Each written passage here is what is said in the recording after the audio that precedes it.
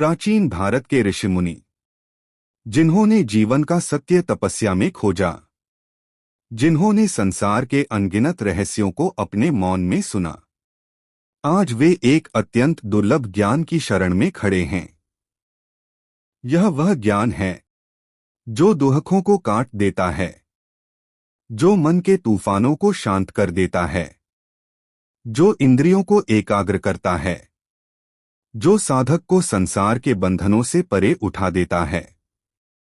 यह वही ज्ञान है जो जीवात्मा को परमात्मा से संयोग कराता है, जो साधक को साधन से आगे और ध्यान को ध्यानकर्ता से भी आगे ले जाता है।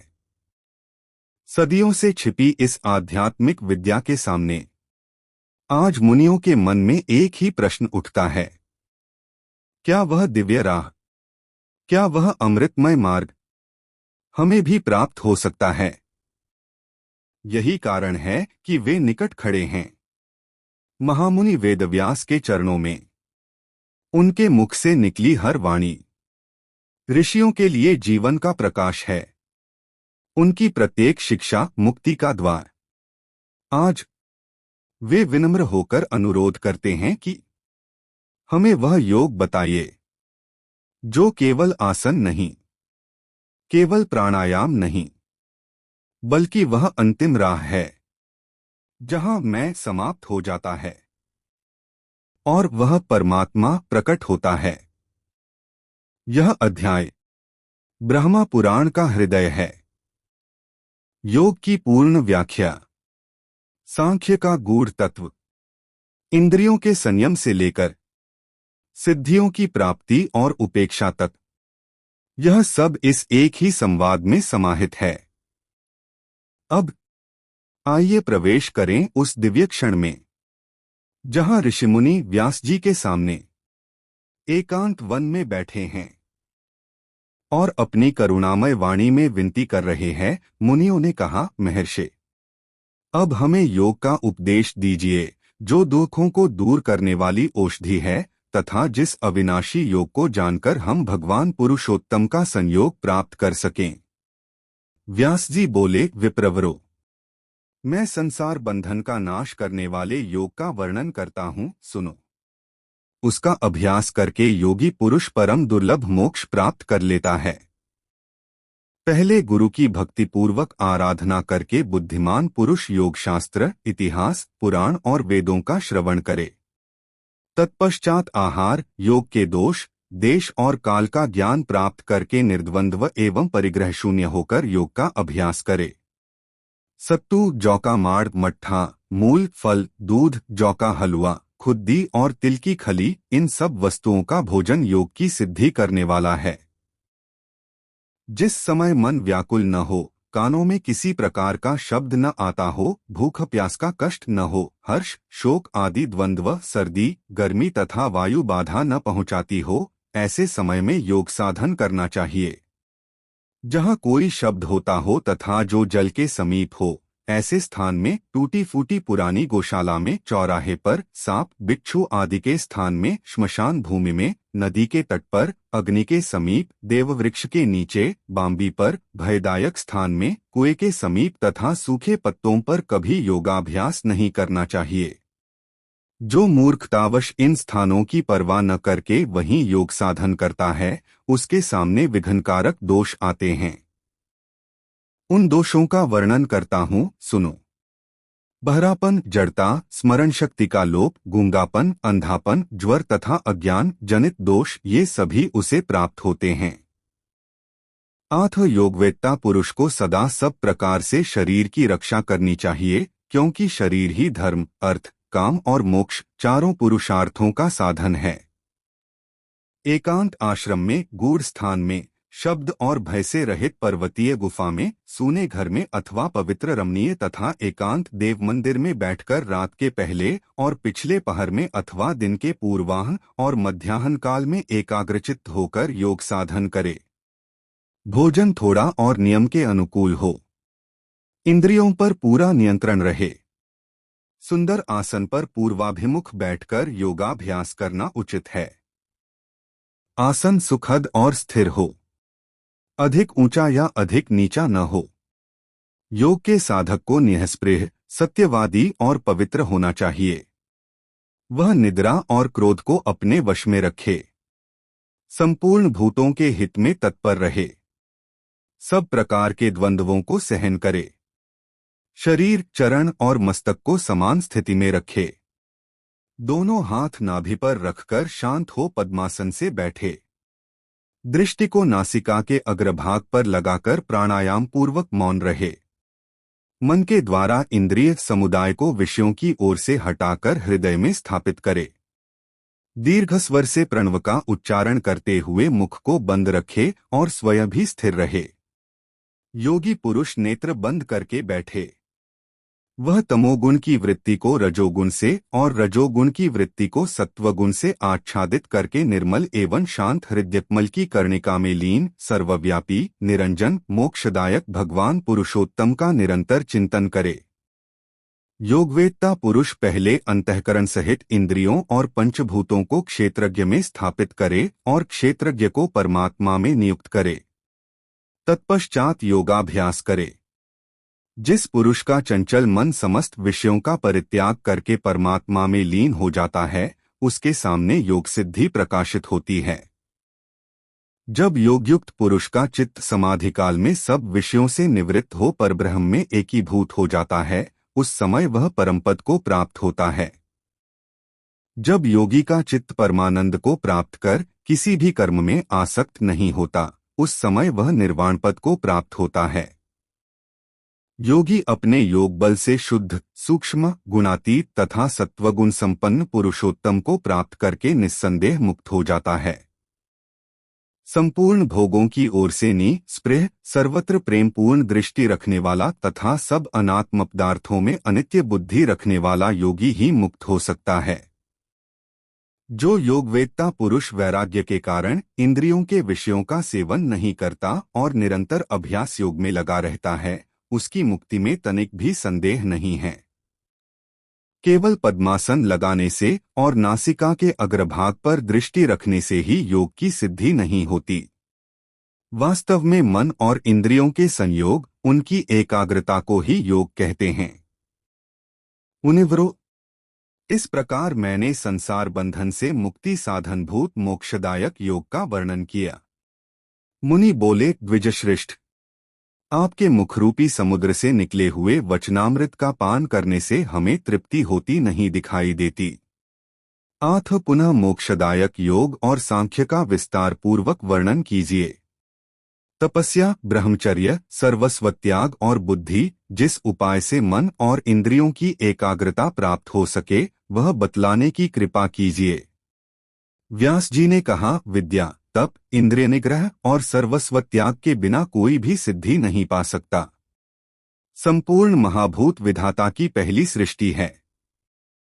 वे प्राणियों के शरीर में भरे हुए हैं। पृथ्वी से देह का निर्माण हुआ है। चिकनाहट और पसीने आदि जल के अंश हैं। अग्नि से नेत्र तथा वायु से प्राण और अपान उत्पन्न हुए हैं। नाक, कान आदि के छिद्र आकाश तत्व के स्वरूप हैं। चरणों में विष्णु, हाथों में इंद्र और उदर में अग्नि देवता भोक्ता रूप से स्थित रहते हैं।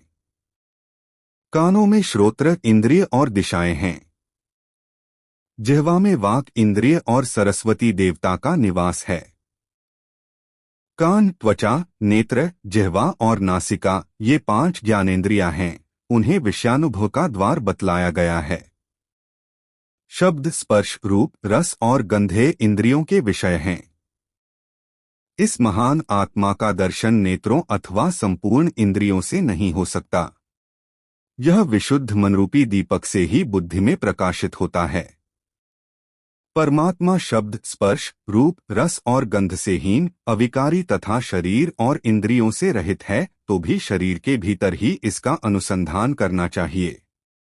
जो इस विनाशशील शरीर में अव्यक्त भाव से स्थित परम पूजित परमेश्वर का ज्ञानमयी दृष्टि से निरंतर साक्षात्कार करता रहता है, वह मृत्यु के पश्चात ब्रह्म भाव को प्राप्त होता है। ज्ञानी जन विद्या विनय संपन्न ब्राह्मण में तथा गौ, हाथी, कुत्ते और चांडाल में भी संभाव से ही देखने वाले होते हैं। जिससे यह संपूर्ण जगत व्याप्त है, वह परमात्मा समस्त चराचर प्राणियों के भीतर निवास करता है। जब जीवात्मा संपूर्ण प्राणियों में अपने को और अपने में संपूर्ण प्राणियों को स्थित देखता है, उस समय वह ब्रह्म भाव को प्राप्त हो जाता है। अपने शरीर के भीतर जैसा आत्मा है, वैसा ही दूसरों के शरीर में भी है। जिस पुरुष को निरंतर ऐसा ज्ञान बना रहता है, वह अमृतत्व मोक्ष को प्राप्त होता है। जो संपूर्ण प्राणियों का आत्मा होकर सबके हित में लगा हुआ है, जिसका अपना कोई मार्ग नहीं है, तथा जो ब्रह्मपद को प्राप्त करना चाहता है, उसके मार्ग की खोज करने में देवता भी मोहित हो जाते हैं। जैसे आकाश में चिड़ियों के और जल में मछलियों के चलने के चिन्ह दिखाई नहीं पड़ते, उसी प्रकार ज्ञानियों की मति का भी किसी को पता नहीं चलता। काल संपूर्ण प्राणियों को पकाता, नष्ट करता है, किंतु जहाँ काल भी पकाया जाता है, जो काल का भी काल है, उस आत्मा को कोई नहीं जानता। परब्रह्म परमात्मा न ऊपर है न नीचे है, न इधर उधर है, और न बीच में ही कोई किसी अंश में उसको ग्रहण कर सकता है। संपूर्ण लोक उसके भीतर ही स्थित हैं। उसके बाहर कुछ भी नहीं है। यद्यपि कोई धनुष से छूटे हुए बाण अथवा मन के समान वेग से निरंतर आगे की ओर दौड़ता रहे, तो भी कभी उस परमेश्वर का अंत नहीं पा सकता। उससे अधिक सूक्ष्म तथा उससे बढ़कर स्थूल दूसरी कोई वस्तु नहीं है। उसके सब ओर हाथ पैर हैं, सब ओर नेत्र हैं तथा सब ओर सिर, मुख और कान हैं। वह संसार में सबको व्याप्त करके स्थित है। छोटे से छोटा और बड़े से बड़ा भी वही है। यद्यपि वह सब प्राणियों के भीतर निश्चय ही स्थित रहता है, तो भी वह किसी को दिखाई नहीं देता। क्षर और अक्षर ये पुरुष के दो भेद हैं। संपूर्ण भूत तो क्षर विनाशी हैं और दिव्य अमृत स्वरूप चेतन आत्मा अक्षर अविनाशी है। 9 द्वारों वाले पुर शरीर का निर्माण करके जितेंद्रिय तथा नियमप्रायण हंस आत्मा उसमें वास करता है। समस्त चराचर भूतों का आत्मा ऐसा ही है। अजन्मा आत्मा भांति भांति के विकल्पों का त्याग और शरीरों का संचय करता है, इसलिए पारदर्शी विद्वानों ने उसे हंस कहा है।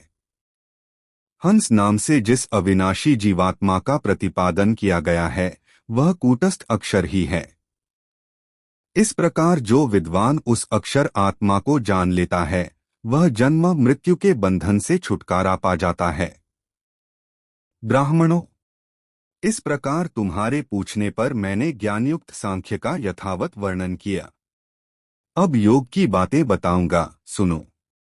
इंद्रिय, मन और बुद्धि की वृत्तियों को सब ओर से रोककर व्यापक आत्मा के साथ उनकी एकता स्थापित करना ही योगशास्त्र के मत में उत्तम ज्ञान है। योगी पुरुष को शमदम से संपन्न होना चाहिए। वह अध्यात्म शास्त्र का अनुशीलन करे, आत्मा में ही अनुराग रखे, शास्त्रों का तत्व जाने और निष्काम भाव से पवित्र कर्मों का अनुष्ठान करे। इस प्रकार साधन संपन्न होकर योगोक्त उत्तम ज्ञान को प्राप्त करे। काम, क्रोध, लोभ, भय और स्वप्न ये 5 योग के दोष हैं। इन्हें विद्वान पुरुष जानते हैं। इन सभी दोषों का उच्छेद करके अपने को योग का अधिकारी बनाएं। धीर पुरुष मन को वश में रखने से क्रोध पर और संकल्प का त्याग करने से काम पर विजय पाता है। सत्वगुण का सेवन करने से वह निद्रा का नाश कर सकता है। धैर्य के द्वारा योगी शिश्न और उदर की रक्षा करे। नेत्रों की सहायता से हाथ और पैरों की रक्षा करे। मन के द्वारा नेत्र और कानों की तथा कर्म के द्वारा मन और वाणी की रक्षा करे। प्रमाद के त्याग से भय का और विद्वान पुरुषों के सेवन से दंभ का त्याग करे। इस प्रकार योग के साधक को आलस्य छोड़कर इन योग संबंधी दोषों को जीतने का प्रयत्न करना चाहिए। वह अग्नि, ब्राह्मण तथा देवताओं को सदा प्रणाम करे। मन पर प्रभाव डालने वाली हिंसायुक्त उद्दंडतापूर्ण वाणी न बोले। तेजोमय ब्रह्मा ही वीर्य सबका आदि कारण है। यह संपूर्ण जगत उसी का कार्य है। समस्त चराचर जगत उस ब्रह्म के ही ईक्षण संकल्प का परिणाम है। ध्यान, वेदाध्ययन, दान, सत्य, लज्जा, सरलता, क्षमा, शौच, आत्मशुद्धि एवं इंद्रिय संयम, इनसे तेज की वृद्धि होती है और पाप का नाश होता है। योगी को चाहिए कि वह संपूर्ण प्राणियों में समान भाव रखे, जो कुछ मिल जाए उसी से निर्वाह करे। पापरहित, तेजस्वी, मिताहारी और जितेंद्रिय होकर काम और क्रोध को वश में करके ब्रह्मपद का सेवन करे। योगी रात के पहले और पिछले पहर में मन एवं इंद्रियों को एकाग्र करके ध्यानस्थ हो मन को आत्मा में लगावे। जैसे मशक में एक जगह भी छेद हो जाने पर सारा पानी बह जाता है, उसी प्रकार यदि साधक की 5 इंद्रियों में से एक इंद्रिय भी विकृत हो विषयों की ओर चली जाए तो वह अपनी बुद्धि और विवेक खो बैठता है। जैसे मछुआ पहले जाल काटने वाली मछली को पकड़कर पीछे अन्य मछलियों को पकड़ता है, उसी प्रकार योगवेत्ता साधक पहले अपने मन को वश में करे, तत्पश्चात कान, नेत्र, जिह्वा तथा नासिका आदि इंद्रियों का निग्रह करे। इन सबको अधीन करके मन में स्थापित करे और मन को भी संकल्प विकल्प से हटाकर बुद्धि में स्थिर करे। इस प्रकार 5 इंद्रियों को मन में और मन को बुद्धि में स्थापित करने पर जब ये इंद्रिय और मन स्थिर हो जाते हैं, उस समय इनकी मलिनता दूर होकर इनमें स्वच्छता आ जाती है। फिर अंतःकरण में ब्रह्म का साक्षात्कार हो जाता है।